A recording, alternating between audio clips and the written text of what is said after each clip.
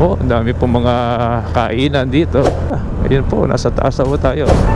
Madulas ang kakalsadahan. So may bakang tumatawid. Pula pa naman tayo. Baka tayo sipain ng kakasuwagin. Ako, delikado. Baka tayo masuwag ng toro.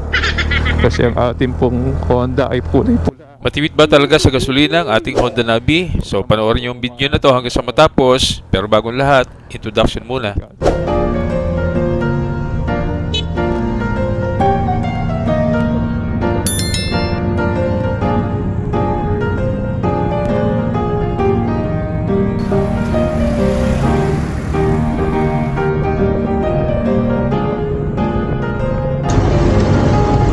Okay, so yan po ang ilaw sa gabi ng ating ng ating pong Honda Navi. So yun, tayo po ay nasa Pila, Laguna. At atin hong test ride, break in ng ating pong Honda Navi. Gasap po na tayo dito po sa Uni Oil.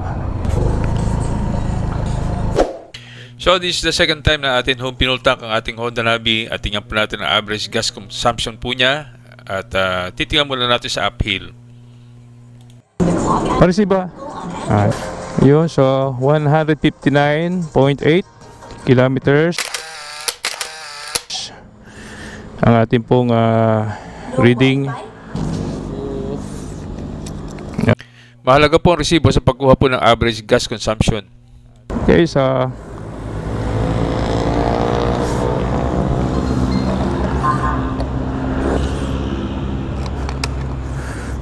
ang ating pong kinarga ay 118.65.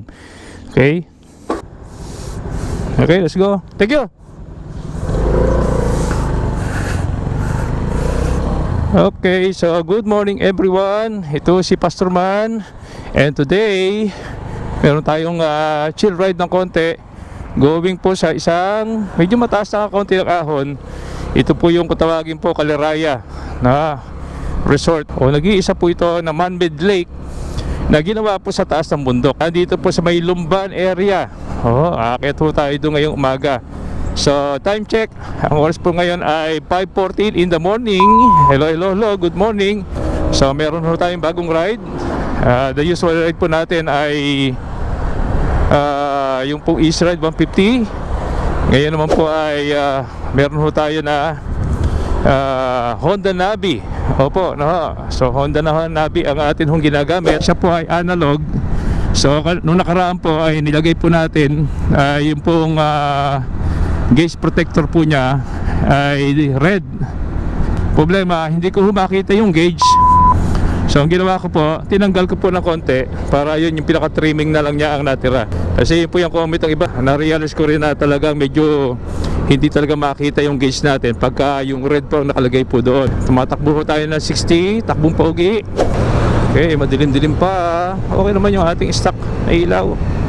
Yung preno ay dahil nga po ito drum brake, kaya medyo alala lang. Hindi ko kagaya ng disc brake, tatag-tatag sa prenuhan. Pero dahil nga po ito ay hindi naman natakbo ng matulin, 80 medyo masaya ka na. Takbong pogi lang. Okay, going Santa Cruz ho tayo. So later on sasama natin yung ating OBR, aking sweetheart. Pero titingnan po natin kung gaano po ka efficient po yung kanya pong gasolina. Mamaya babalik tayo dun sa same gasolinahan. Kasi pinultak po natin. So pag pinultak mo ulit, doon mo malalaman kung yung gas consumption po natin. Okay? Uy ano nangyari? Ay, umagang-umaga may nagtaob na truck. Yun, nagtaob na truck umagang-umaga. Yun, ingat-ingat po sa ating pagra-ride. Ayan po, hinahabol tayo. Gusto tayong karerahin. Nasa gilid natin. Ayun, sabi niya, walang sinabi ang Honda Navi. Maaga nangangarera to si kuya.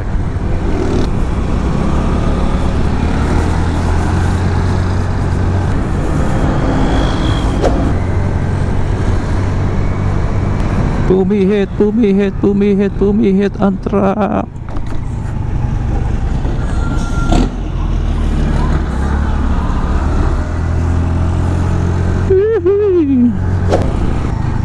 Alright. Alright, so tayo po ay nasa bilihan po ng mga barong-barong lumban. Okay. Eto na.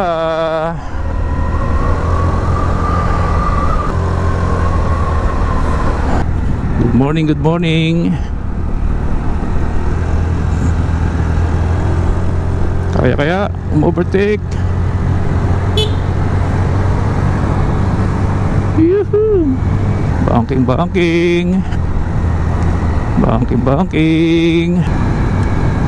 Sarap i-banking. Medyo madulas ha, basa-basa. Tingin sa malayo, inga na malalim. Ito po yung sigsagin dito po sa going Kaliraya, akyat. Yan. So, kaya ba ng ating Honda Navi? Hindi ba nabibitin? Akyat.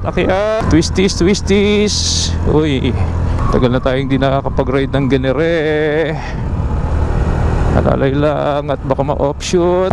Ride your ride. Sabi nga, yung kaya lang na squeeze na banking. Okay. Kaya bang overtake? Kaya naman. Straight pwede. Okay, so yun, mabigat. Maraming doggy sa kalsada. Ayan pa isa. Minsan merong kalabaw pa nga dito. Kalabaw baka. Minsan tumatawid. Up and away. Ayan, maraming doggy. I hope hindi nang hahabol ang mga doggy natin. Okay, paumaga na. Magandaan po ng combi brake. Pag piniga mo ang kanan, front. Kaya na medyo hinahabol-habol tayo ng irok. Hindi naman siya umabot kasi nga tayo ay madaling makalusot. Hindi dahil sa mabilis, kung hindi madaling makalusot sa ikli ng ating Honda Navi. May mga kulikulisa, kaya pinakadabis po yung meron kang full face helmet. Okay. Medyo aangawangan mo lang ng konti. Ayun sagad na po yung throttle natin hanggang doon na lang yung speed niya Hindi na ako makapagbilis ng maahusay. Okay, pero ayos lang. Tama-tama lang. Kaliraya Heights.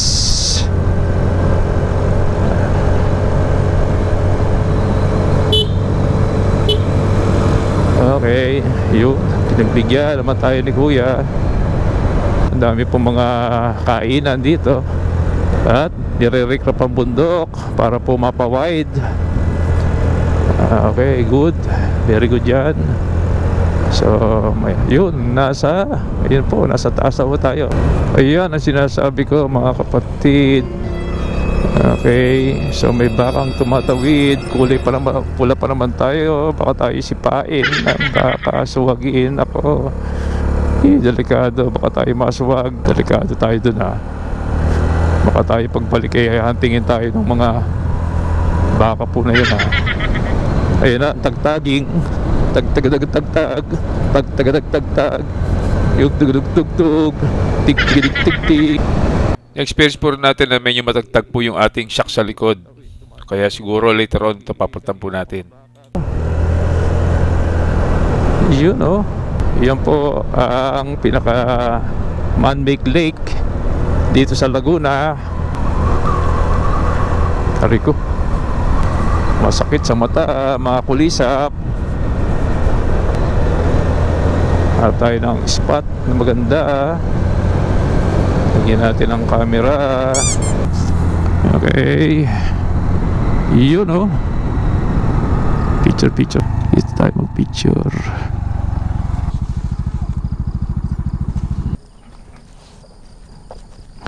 Ganda ng pesto. What? Oh, ganda. Picture natin.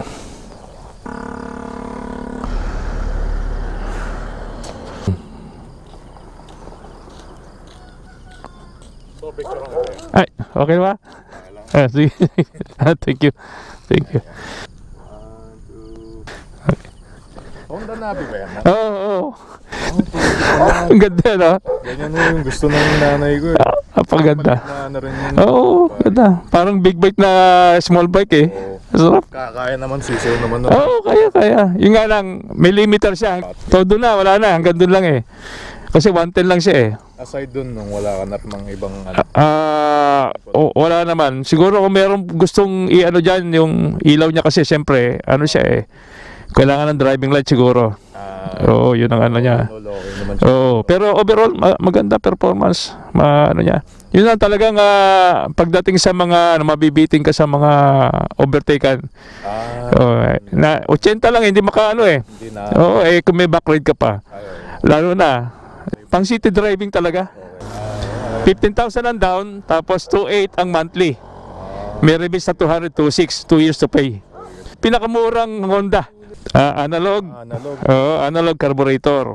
Tapos scooter, mukhang motor. May sakya mo, tingnan mo. Sampa mo. Si Kuya po ay 5'7". Tama, 5'7", 180 kilograms. Okay, so nagbukang laruan talaga sa kanya. Ayun. Ayun. Di ba pagka minsan kasi may nag-aalangan na malaki? Kaya nga, oo. Pero kaya. Oo. Ang pogi, no?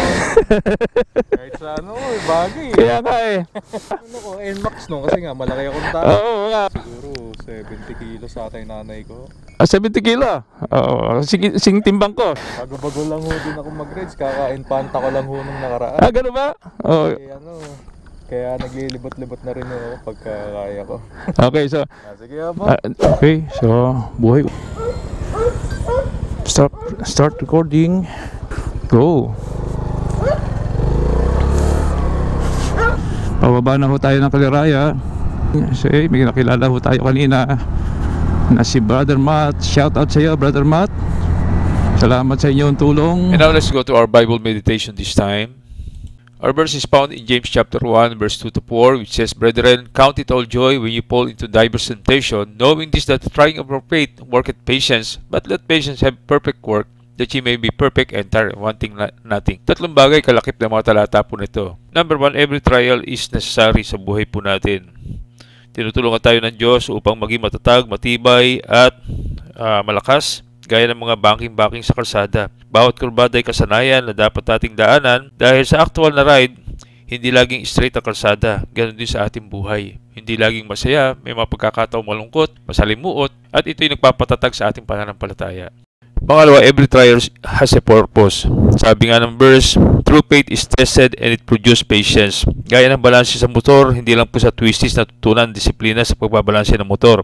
Sa traffic din, sa pagsingit-singit sa traffic, natuto tayo na magtiyaga at maging mahinahon at huwag mga mote. And lastly, every trial is not permanent. Opo, sa 2 Corinthians chapter 4 verse 17, for our light affliction is just for a moment, work it as a far more exceeding and eternal weight of glory. Now, there's a friend who will help us on life's trial. His name is Jesus Christ.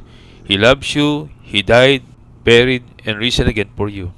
He wants to help you in this life's journey because it will soon end and you will face eternity. He is the way, the truth, and the life. He's Jesus. Receive Him today, kaibigang rider at OBR. Back to Lumban. Nag-enjoy ba tayo? Ay, sarap. Stress reliever. Si Michael na ito, tsaka si ano.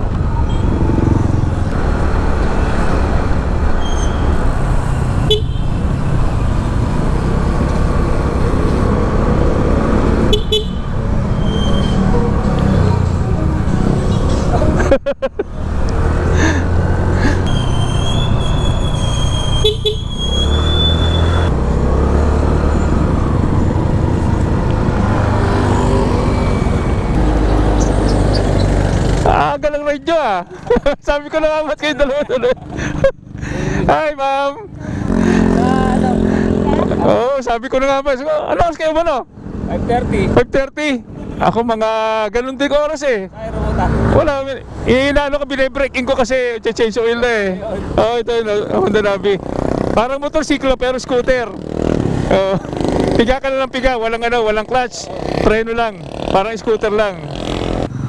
Pero mas maano yung sa inyo, mas healthy yan eh. Vlogger, nagbablog ako. Sige, wala ka ha. Okay, ingat kayo ha. Okay, Mrs.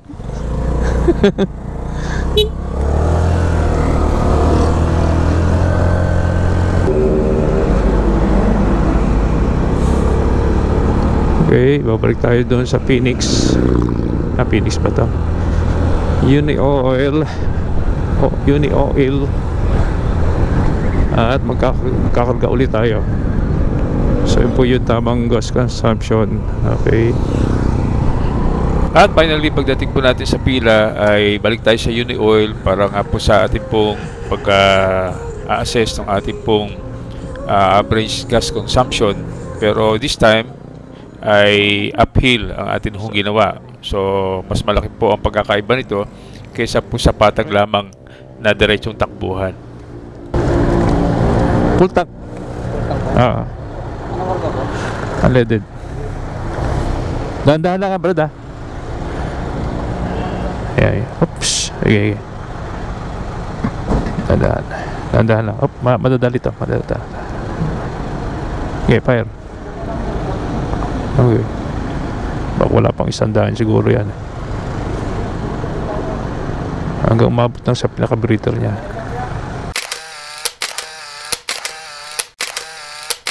Okay, so atin hong pag-usapan ang actual gas consumption po natin ng ating ride kanina, going po sa Kaliraya. At nakita po natin na sa atin hong pag-uumpisa po ng ating ride ay nagkaroon ho tayo ng sa odometer reading po natin ng 159.8. Yun po yung starting odometer po natin reading. At nung tayo po umakyat ng Kaliraya at bumaba ho tayo ngayong umaga, ay natapos ho ito na nag-gas up ulit tayo, the same gas station na atin hong pinuntahan sa Uni Oil. At ang nakita ho natin sa odometer po natin ay 224.5. So 224.5 minus 159.8 na odometer reading ay ang ano po nito, ang resulta po nito ay so 64.7 kilometers, di-divide po niya sa 1.58. Ito po yung nung panibagong karga mo ng gasolina, pinutang mo uli, ang naidagdag uli doon sa iyong gas tank ay 1.58 liters. Opo. So ibig sabihin sa makatuwid, pinagpultang ka ng umalis, tapos nung mabawasan, pinultang mo uli, ang lumabas po ay 1.58 liters. Kaya 64.7 divide by 1.58, lumabas po ay 40.9 actual na konsumo na gasolina sa 60.7 kilometers. Opo, bagamat po uphill ang ating po tinakbo, siyempre iba rin po yung pagkadire-diretso lang po o patag lang po yung iyong tatakbuhan na sa iyong pagra-ride. Siyempre mas mataas pa po dito magiging actual gas consumption ng inyong pong Honda Navi. So I hope na may natutunan po tayo ngayong umaga. Again, like, subscribe, and hit the notification bell for more upcoming videos. Again, shoutout po sa ating pong 3,635 mga subscribers, matagal na at mga bago. God bless po sa bawat isa. Again, ride safe with prayer. To God be the glory. To this Pastor Man, thank you for watching. Paalam.